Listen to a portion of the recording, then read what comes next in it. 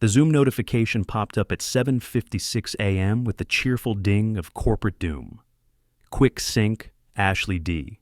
No agenda, no context, just that passive-aggressive smiley face emoji that every middle-aged guy in America has learned to fear. I was still in my kitchen, coffee halfway to my lips, when I knew exactly what this was. After 18 years at Donovan Systems, you develop a sixth sense for when the axe is about to fall, and this axe had been sharpening itself for months.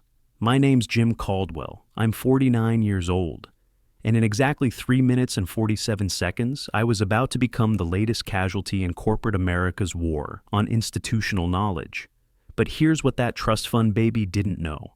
I'd been preparing for this moment since the day she walked into her grandfather's company wearing designer sneakers and calling 20-year employees legacy assets. Let me back up.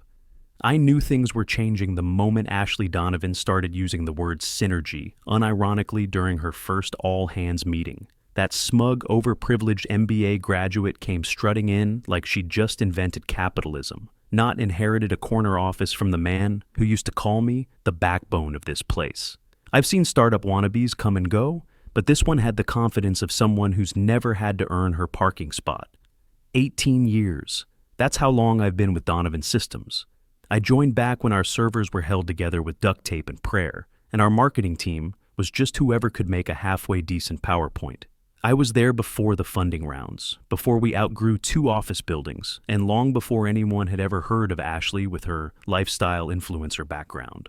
The founder, Thomas Donovan himself, built this company from a folding table in a rented garage. He used to say, "Jim, processes make permanence," and I made sure every process had a paper trail, a timestamp, and a backup. When you've been somewhere long enough, you stop needing a title to know your worth. Technically, I was Chief Operations Officer, whatever that meant to outsiders. Internally, I was the guy you called when procurement stalled, compliance panicked, or legal forgot which version of the charter we were using. I kept the whole machine running without ever needing to raise my voice. Then Thomas got sick. Started fading about a year ago. Quietly at first. Missed meetings, forgotten names, odd silences during board calls. He still had moments of clarity, but the board got nervous. And nervous boards do stupid things, like handing operational control over to Ashley, Thomas's 29-year-old granddaughter, who once asked if we could just chat GPT our compliance reports. I wish I were kidding. From the second Ashley set foot in the office with her athleisure uniform and fake humility, I knew I had a countdown running over my head. She made a speech about modernizing legacy systems while never once looking me in the eye. Her eyes, for the record, were usually glued to her phone, scrolling through whatever crypto influencer was promising to 10x her personal brand. I started noticing things. My calendar permissions got weirdly restricted. People I'd mentored for years were suddenly CCing me instead of inviting me to strategy meetings. And I overheard her in the hallway telling HR I had boomer energy. Here's the thing about being underestimated. It gives you time, quiet time. The kind where you revisit old files, pull up those dusty PDFs nobody's opened since 2008, and remember every handshake that ever meant something. Thomas and I had an understanding. He trusted me to safeguard the company's foundation. And buried in those foundations were some very old, very real clauses with very sharp teeth. I didn't fight the shift. I let her replace our vendor liaison with her sorority sister from Kappa Delta. I watched her convert our internal documentation into a Slack channel called Ashley's Vision Board. I even smiled when she rolled out Mindful Mondays like it was a new federal holiday. But what I also did was quietly renew my notary license, dust off a certain 19-page document signed by Thomas in 2009, and begin logging every interaction with HR into a private email thread titled, "When this trust fund baby fires me." I knew the final blow would come suddenly. Ashley didn't have the spine for real confrontation. She was more the schedule a video call at an ungodly hour and act like it's routine type. So I waited. And while I waited, I made sure every piece of paper she'd never bothered to read was in order. Every clause she would have mocked had been verified. Every signature was notarized and filed. I wasn't planning revenge. I was preserving structure. The structure she was too privileged to understand. because here's what Ashley never learned in business school, or at least not between influencer workshops and wellness retreats. The person who understands the foundation holds the power to shake the entire house. And I was about to shake it. Now, back to that Zoom call at 7:56 a.m. I clicked join, and there she was, sitting in what used to be the supply closet until she had it remodeled with mid-century modern energy. HR Director Patricia Walsh sat beside her looking like a hostage, pretending her makeup could conceal the dread in her eyes. I gave Patricia a nod through the camera. She didn't return it. Ashley didn't waste time with pleasantries. "Jim," she said, like my name tasted sour in her mouth. "We've been evaluating our organizational strategy, and after a lot of difficult discussions," she actually smiled here, the absolute nerve. "We've decided to sunset your role as part of our modernization initiative." Sunset. She said it like I was a failed email campaign. I blinked once. That was it. No shock, no gasps, no desperate pleading. I just tilted my head the way you do when a child proudly shows you a drawing that's clearly just a squiggle with eyes. The rest was corporate theater, the scripted sympathy, the historical contribution speech, the final insult about staying relevant in today's landscape. But I was already 3 steps ahead, calculating timestamps and courier routes. Because Ashley Donovan had just made the biggest mistake of her short, privileged career. She'd fired the one person who knew exactly where all the legal landmines were buried, and I was about to watch her step on every single one. I didn't need to hear the rest of Ashley's termination speech, but she gave it anyway. "We really appreciate your historical contributions," she added, dragging out the word historical like I was a fossil she'd found in a filing cabinet. "It's important to stay relevant in today's landscape." That last line, that was the gift, the phrase that told me everything I needed to know. She wasn't just cutting dead weight, she thought this was a teaching moment. "Consider this your final lesson in adaptability," she said, like she was some startup guru delivering wisdom from Mount LinkedIn. I smiled, tight-lipped, no teeth, no words. Just nodded once and said, "I understand, I'll clean out my desk." "Actually," Ashley interrupted, her voice getting that performative sweetness that consultants use when they're about to screw you, "security will handle your personal items. We're implementing a clean transition policy." Of course they were. I closed the laptop, sat back in my kitchen chair, and laughed. Not loud, not bitter. Just one short chuckle, like finally understanding the punchline to a joke that took 18 years to tell. Then, I opened my banking app and saw that my final paycheck had already been deposited. Ashley had it ready. Smug little overachiever. The timestamp read 7:47 a.m. She'd processed my termination before she'd even told me about it. I clicked confirm on the transaction. That detail mattered more than she'd ever know. The coffee was still warm when I grabbed my keys. First stop, Notary Public. I had the letter already printed, sealed, and labeled for Board Legal Counsel, immediate review. All it needed was the official seal. The notary, Mrs. Williams, a 70-year-old woman who'd been stamping documents since before Ashley was born, raised an eyebrow when she read the first line. "Operational reversion clause?" she asked. "Family business," I said. "Sometimes the kids need reminding about respect." She didn't ask questions, just signed, stamped, and slid it back across the counter. "That'll be 50 ounces." I paid cash and thanked her. By 8:41 a.m., the document was official. Next came the courier. I had arranged same-day priority service 2 weeks ago, not because I knew this exact day would come, but because I knew it would come eventually. The driver was waiting in the parking lot like I'd requested. "Time-sensitive legal document," I told him, handing over the envelope. "Needs a signature on delivery, but only from the company's general counsel. Not HR, not the CEO, no substitutes." He nodded and checked his GPS. Downtown office district, should have it there by noon. "Perfect timing," I said. As his van pulled away, I sat in my car outside the coffee shop across from our office building. I could have gone home, could have started making calls about new job prospects, could have done any number of normal things that normal fired executives do. Instead, I wanted to watch. Through the floor-to-ceiling windows, I could see Ashley's silhouette in the executive conference room. She was gesturing animatedly to someone, probably Patricia from HR, maybe one of her sorority sister VPs, celebrating, no doubt, planning the announcement of my departure, figuring out how to spin it as a positive transformation. What Ashley didn't know was that the envelope now speeding through downtown traffic contained more than just professional goodbyes or legal complaints. It was a formal notice of termination acknowledgement, executed by the party of the second part, me, per Section 4.8 of the 2009 Operational Reversion Agreement, a clause so buried in the corporate archives that most of legal had forgotten it existed. But I hadn't. I helped Thomas draft that agreement when we incorporated as a Delaware C Corp. He was paranoid back then, terrified that someday the board might be swayed by family pressure instead of business competence. So we wrote safeguards, legal tripwires, checks and balances buried so deep they might as well have been written in invisible ink. That clause stated that if I were ever terminated without full board approval and severance compliance with original charter terms, operational control of Donovan Systems would revert within 72 hours to the founder's trust, and to the appointee listed therein.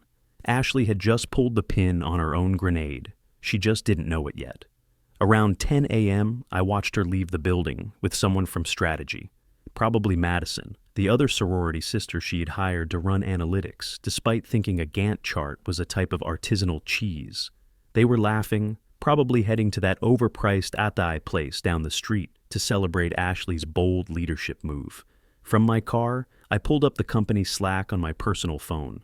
Someone had already forwarded me the internal thread about my transition. Ashley had posted a GIF of a broom sweeping with the caption, "Spring cleaning season." Out with the old, in with the bold. The reactions were telling. A few fire emojis from the new hires she had brought in.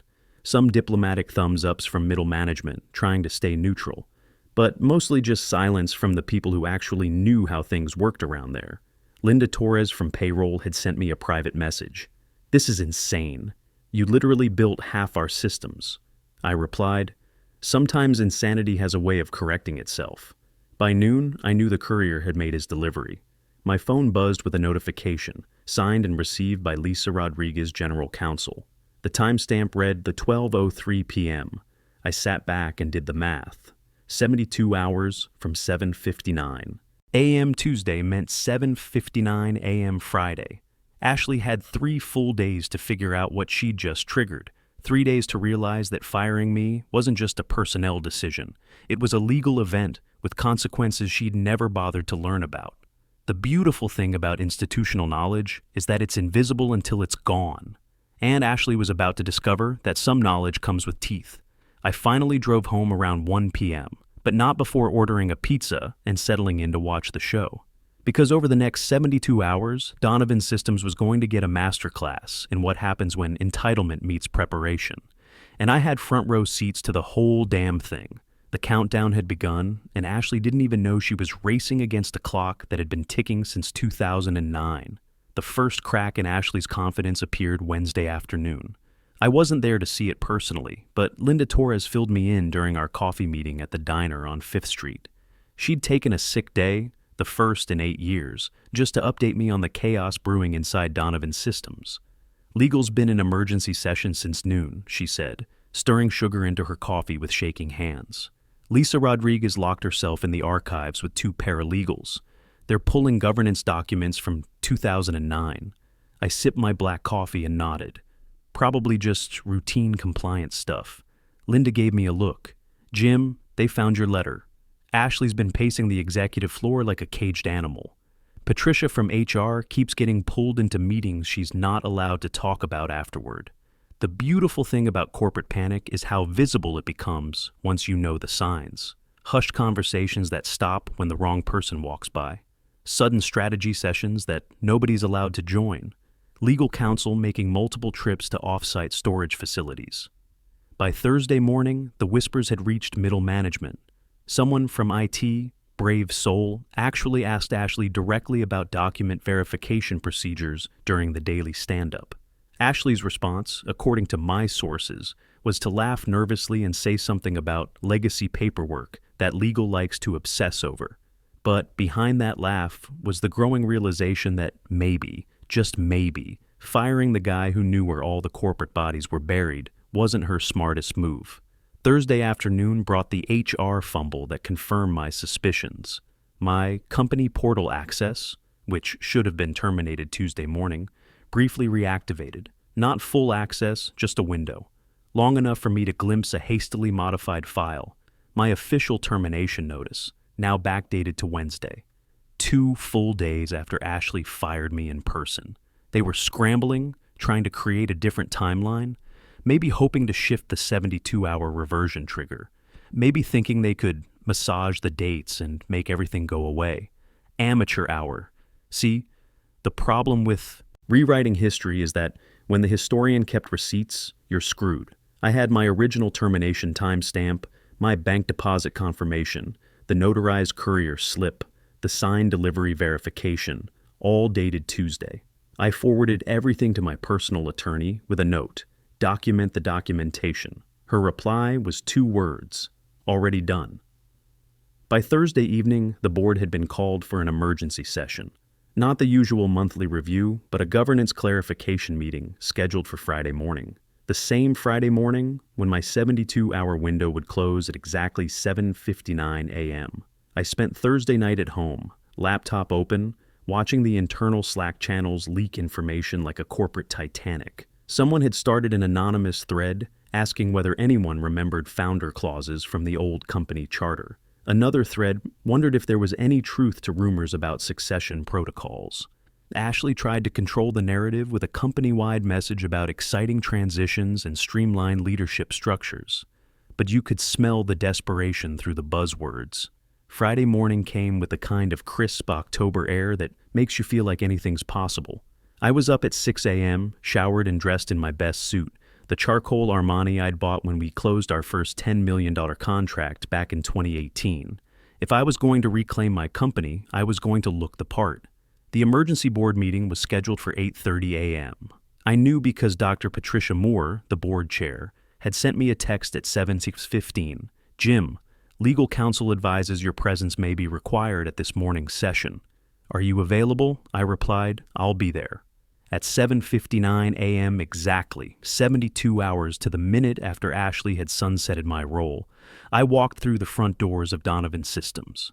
The security guard, Martin, who'd known me for 15 years, did a double take.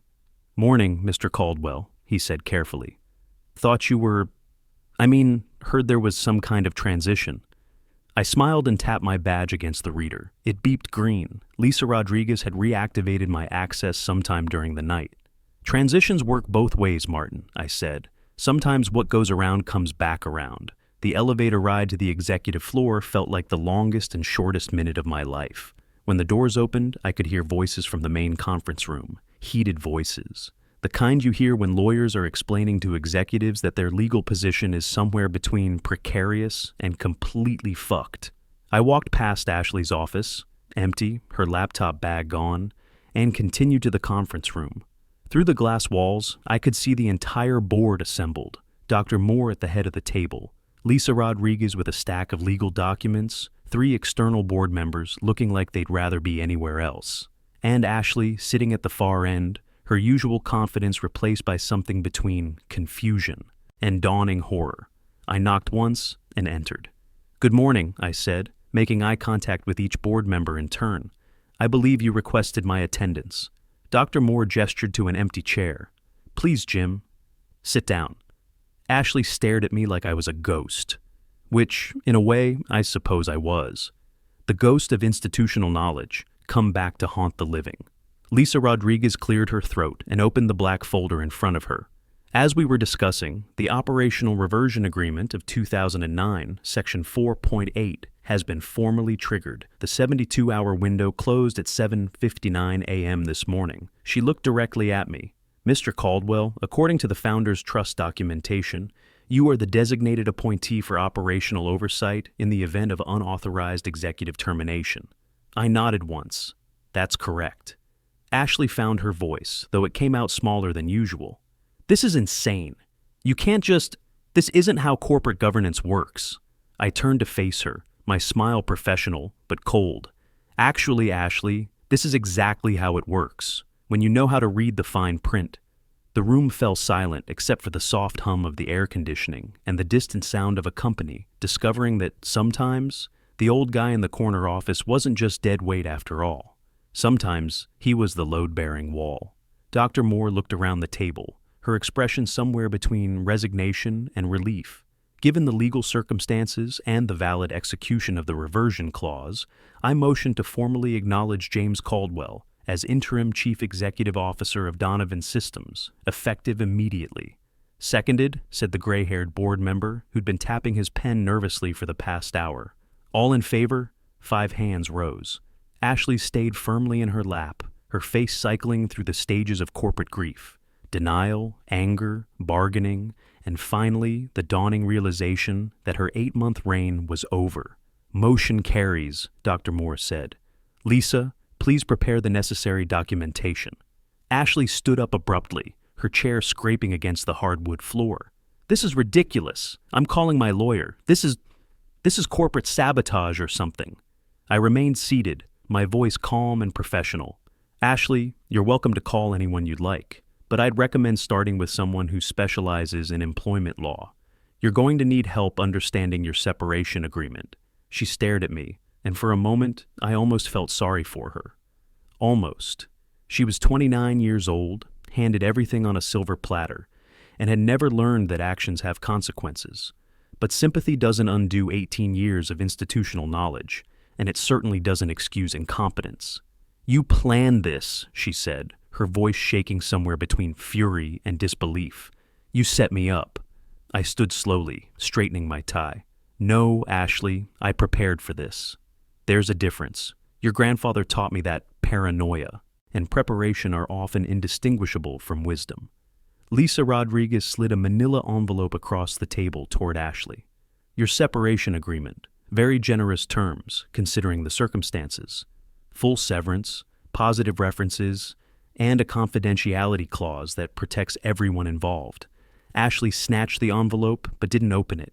What about my office, my projects, the rebrand initiative? Will be reviewed and adjusted as necessary, I said. Some changes work, others don't. That's what institutional knowledge helps you figure out. She looked around the room one last time, searching for an ally, a sympathetic face, anything that might suggest this was all a bad dream. Finding none, she clutched the envelope to her chest and walked toward the door. At the threshold, she turned back. You know, Jim, you might have won this round, but you're still just the old guard. The world is changing, and people like you are going to get left behind. I nodded thoughtfully. You might be right, Ashley, but today isn't that day. After she left, the room exhaled collectively. Dr. Moore leaned back in her chair and shook her head. Well, that was educational. Jim, what's your first priority as interim CEO? I looked around the table at faces I'd known for years, people who'd watched this company grow from Thomas Donovan's garage startup into a $50 million operation. Stability. We need to reassure our clients, retain our talent, and get back to doing what we do best. And Ashley's innovations? Asked one of the external board members delicately.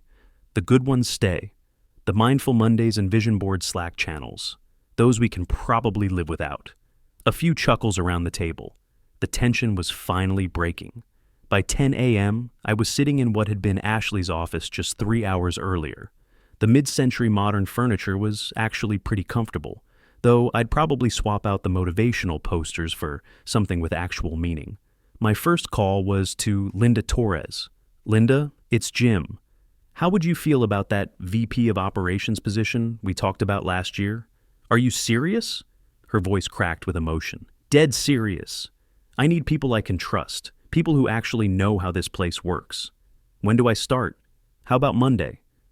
My second call was to the 3 senior employees Ashley had terminated over the past 2 days. 2 accepted my offer to return immediately. The third, understandably, had already accepted another position, but thanked me for the call. By noon, I'd sent a company-wide email, short, professional, and to the point. Effective immediately, I've assumed interim operational oversight of Donovan Systems. Our focus returns to the values Thomas Donovan built this company on: competence, integrity, and respect for institutional knowledge. Department heads, please schedule meetings with me this week to discuss ongoing projects and priorities. We have work to do. The response was immediate and overwhelming. My Inbox filled with replies ranging from relieved to celebratory. Someone had already created a new Slack channel called Welcome Back Jim before I shut it down. We had a company to run, not a victory party to plan. Around 2 p.m., I walked the office floors, something I hadn't done in months. People looked up from their desks with expressions I hadn't seen since Ashley's arrival: hope, relief, and something approaching genuine enthusiasm. Martin, the security guard, stopped me near the elevators. "Mr. Caldwell," I just wanted to say, "it's good to have you back. Place wasn't the same without you." "Thanks, Martin. It's good to be back." That evening, I sat in my home office with a glass of bourbon. The good stuff. A bottle Thomas had given me when we hit our first 10 million in revenue. I pulled out my yellow legal pad and wrote a timeline of the past 72 hours. Not for legal reasons this time, just for memory. Tuesday, 7:59 a.m. terminated. Tuesday 9.02 a.m. reversion clause triggered. Friday 7:59 a.m. clause executed. Friday 8:30 a.m. appointed interim CEO. The phone rang around 8 p.m., Thomas Donovan's home number. "Jim?" The voice was weak but unmistakable. "Hello, Thomas. How are you feeling? Better now?" Lisa told me what happened. "Ashley overplayed her hand, didn't she?" "She did. But she's young. Maybe she'll learn from this." A pause, then a chuckle that turned into a cough. "You always were too generous, Jim. That's why I knew you'd protect this place when I couldn't anymore. The company's in good hands, Thomas. Get some rest. I will. And Jim, thank you for everything." After we hung up, I sat back in my chair and smiled. Not the tight professional smile I'd been wearing all day, but something genuine and satisfied. Ashley was right about one thing. The world was changing. But sometimes change meant recognizing that experience and wisdom weren't just legacy baggage. Sometimes they were exactly what you needed to build something that would last. Consider this your final lesson in underestimating institutional knowledge. The old guard isn't going anywhere. We're just waiting for the next generation to earn their place at the table. And when they do, we'll be here to teach them how the real world works.